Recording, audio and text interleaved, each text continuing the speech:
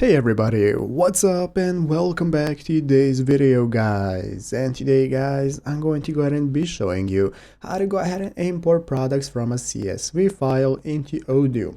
This is a very simple thing to do, so make sure to watch this quick and easy video till the very end, follow my steps correctly, so you can make sure this works the same for you and you can do this yourself. But yeah guys, let's get straight into it.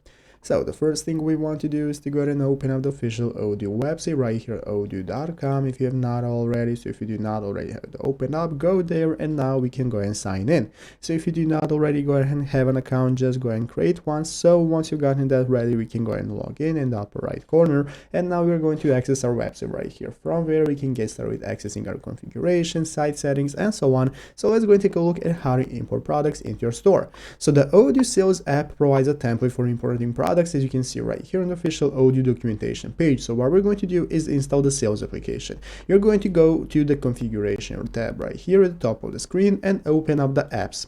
From apps, you're going to be able to search, and you're going to search for sales. So search for sales and you're going to see the website sales dashboard. This is going to go ahead and enable you to install sales into your website. So you're going to click the install button and proceed with installing the application. Once you do so, you can follow the rest of the steps right here. So download the template, navigate to the sales application products page, and on the products page click the action option to go ahead and import any files, and from here you're going to go ahead and be able to import your CSV files and all the products from them. So this is generally how it's done. So I hope this video was helpful. If it was, make sure to leave a like and subscribe to the channel. Thanks for watching, take care, and bye.